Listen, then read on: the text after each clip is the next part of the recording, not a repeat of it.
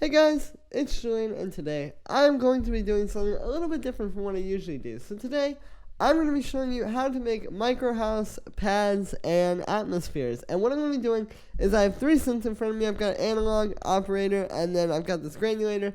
And I'm going to make three different types of different, like I said, sort of like background pads and atmospheres for this style. I talk a lot in my videos about how to make the drums and the bass, and that kind of very important stuff. Obviously, with minimal house, definitely the drums and bass are very important.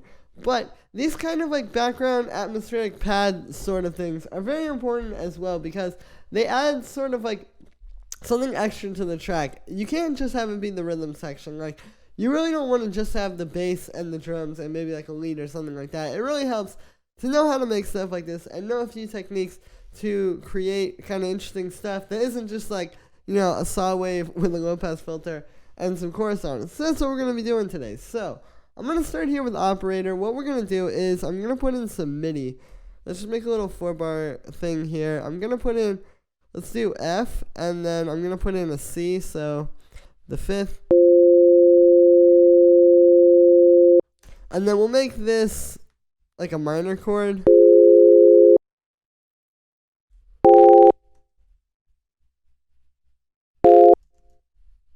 Yeah, that sounds good. Okay, cool. So just like a deep sort of minor chord, and then you can see I have F doubled up an octave up there. Let's put this down, actually.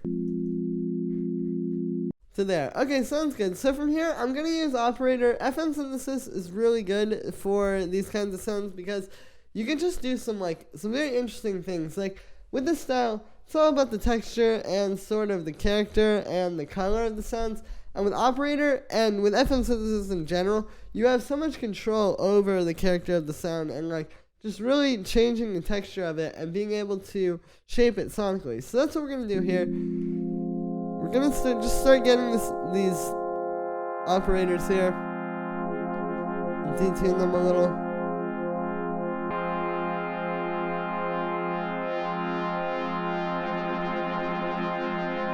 Cool, and we can maybe draw in a few harmonics as well. If you just go on here, you can start you can hear that makes it interesting. Alright, sounds cool. So then we'll take that, and we're going to put that through a low pass. We'll turn up the resonance a bit as well.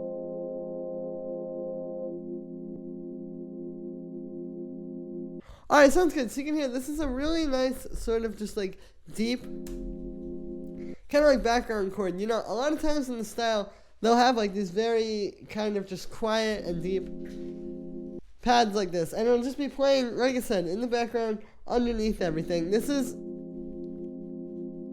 one of those things, when I first started listening to minimal house, actually, I was a little bit confused when I heard sounds like this. Like I said, this is just meant to be very quiet. And almost it sounds like it's too quiet in the mix, but that's what you want, just something really, really deep and smooth like this. You can hear, though, because we did use FM synthesis, it's a little bit more interesting just because it's a little bit of a different sound. Like, if we were just using, a straight saw wave or something like that, like I was saying in the beginning, just a saw wave into a low-pass filter isn't going to make an interesting pad, but this has some cool character to it. So let's get this LFO here. I'm going to put this on the destination B is going to be oscillator volume B. We're going to also turn off all of these, and I'm going to turn off this restart. This just makes it so every time you start the chord, basically, it'll restart the LFO, but we don't want that because we just want this to be kind of long and flowing. I'm going to also put this on the filter.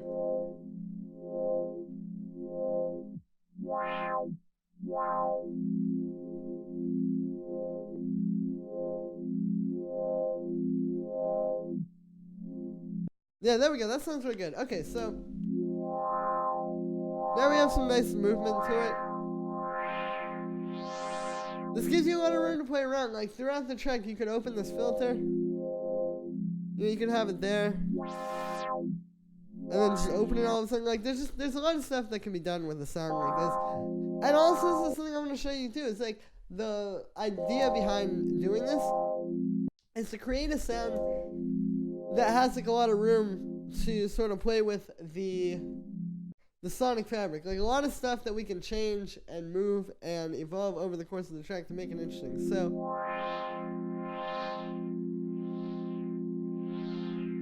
as you can see, there's quite a bit we can do with this one. So let's keep working with this. I'm going to get a bit of chorus now.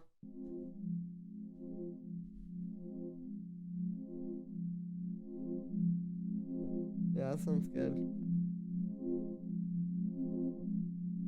Turn the feedback up a little bit. And let's put this through some reverb as well.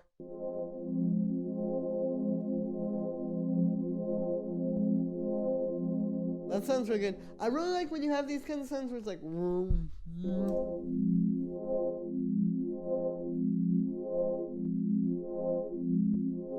because when you put them into reverb, you can hear like you get those like it kind of like rings out even longer, and then like you just get these really cool kind of like cascading echoes.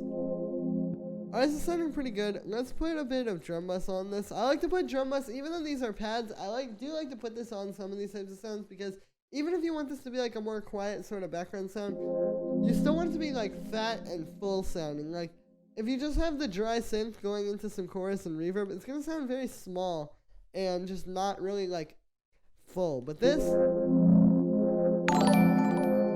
can hear it does distort it a little bit, which I mean we can control, but that also sounds kind of good. Gives it some texture. But yeah, you can hear this is just a lot more like full and really like professional sounding than when we just had the dry synth. Alright, cool. And the last thing I'm going to put on there is I'm going to just get a bit of EQ8. We're going to make a small low mid-range cut and also a long cut.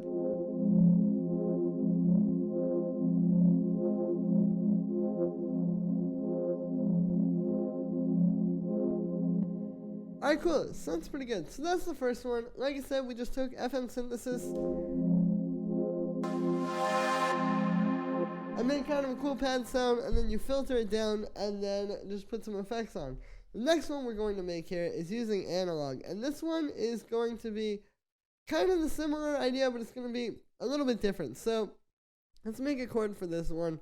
For this one, let's just do another F minor. And then I'll make it voiced a little bit differently. We can put the G sharp in there. So basically, you know, an F minor chord, any minor chord, we have the root note, in this case F. Then we have the minor third, in this case G sharp. And then we have the fifth, in this case C. Usually you would just have like that, just first root note, third, fifth. But I'm going to take the third and put it up an octave. It spreads the chord out a bit more. And yeah, you can hear it's just honestly like a more interesting way to voice the chords. So yeah, let's do that. I'm also going to add this voice in here, which is called a ninth. Basically, it's just one note down from the third, you can see. Yeah, literally just one semitone down. And we're going to put that up another octave up. So you can hear this kind of gives it more of like a mood. Like the thing with just the straight major and minor chords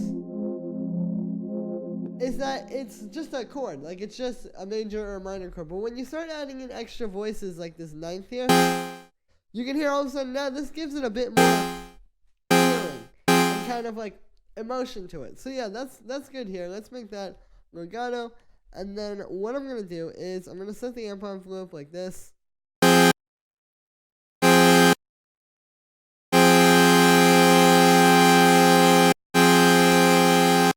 Alright, that's good. And then let's turn off the filter envelope. I'll dial that back a little. Let's just turn that off for now. I'm going to change this first oscillator to a square wave. And we're going to turn up the pulse width a little. And I'm going to turn on LFO 1 and just route that to the pulse width. So here's without that. And then it's like really quickly moving. Yeah, it's just kind of bringing it to life and making it a bit more interesting. Let's also maybe put this down an octave. Yeah, that sounds tight. And we're going to detune it a little.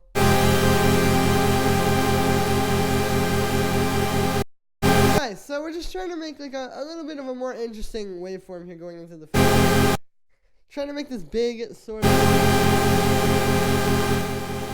interesting sounding detuned pad. So let's get the filter on now. We're gonna use a low pass for this one. And with analog, we can get this nice kind of resonance thing going on. Like, you hear when we turn it up, we get that.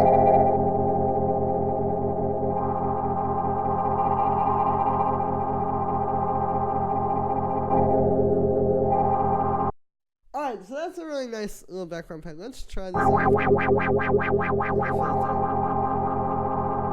like a small amount. Yeah, that sounds cool. Okay, so we have a really small amount of the LFO. Let's turn that up a little. There we go. And then I'm going to turn up the vibrato on here.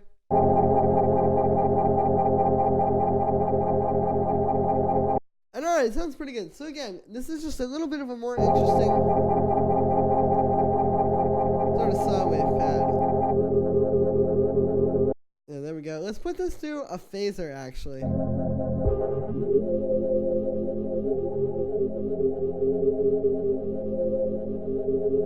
You know, phasers are a very underrated effect, I feel like, because you hear it can really bring your sound to life and make it like really interesting.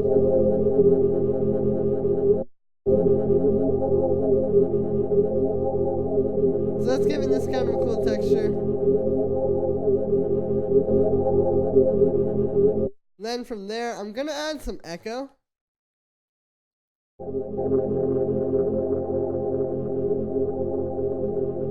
You can hear the echo kind of creates this like constant ambience on the sound. I'll set that to ping pong so we get it wider. I'll also put that through some reverb. And then finally, let's just get an EQ8 on there and just cut out some low end. Cool, and there we go. So that is another way to make a really cool sounding pad.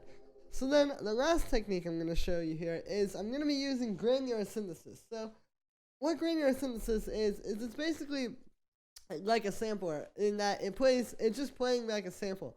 The difference is that a sampler will just play the sample back from start to finish, right? Or in reverse if you want to go from finish to start. It just goes straight through and that's it. What the granular synth does is you play one note and then it's constantly jumping around the sample. And what you get is this more interesting, more textured, kind of just more like alive type of sound. I'll show you what I mean. So what we're going to do here is I'm going to get a choir sample. Like, I'll show you like something like this. Just one from one of my videos. Let's use this one. There we go, like a human choir. And if we take this and put it in the granular synth here, what we do is we start turning up the spray.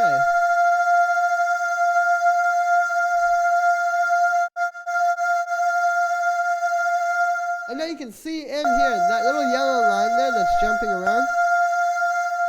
That's it. Now we have the sound where, again, it's not just playing through the sound.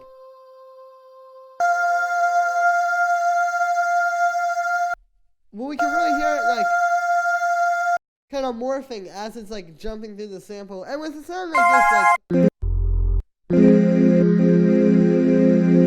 it's subtle, but you hear the difference when you start playing multiple notes and they're all like in different places. Like now you can see there's multiple yellow lines. It really does make it a lot more interesting. So cool. So let's take this and I'll put in a little chord with this. Let's make something a bit different. I'm gonna make this one maybe like this.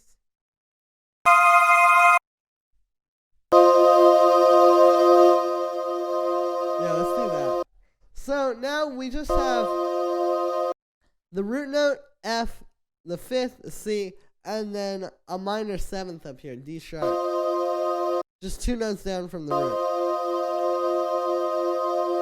Cool, and then with this one, I mean, you know, it's pretty simple. It's like I said, you just get a sample and put it in here. The key is, like, you can use a lot of different things. Like, I'll get something from a sample pack. Like, let's say there's this one sample pack that I know that has some really good stuff. Like, you know, if you go in, it's all about, like, what you put into it. So, like, say if we get something like this.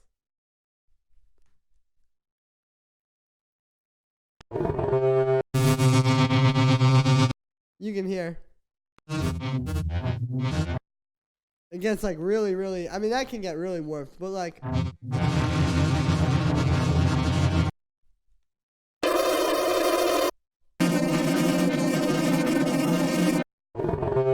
you know, let's say we grab something like that. You know, it's like you can get a lot of different stuff basically. So it's a really good technique to use. Let's go back to my sample. But yeah, so that is pretty much going to be it for this one, guys. As always, I hope you enjoyed. And yeah, make sure to let me know what you think of this video in the comments, and make sure to like this video as well as subscribe. And as always, you can get the project file and samples and MIDI and presets and all the stuff that we just created in this video for free in the description. So make sure to check for that. And if you're a patron on my Patreon, check there because it's all already available without a download gate. Thank you so much, guys, and I will see you tomorrow with another video.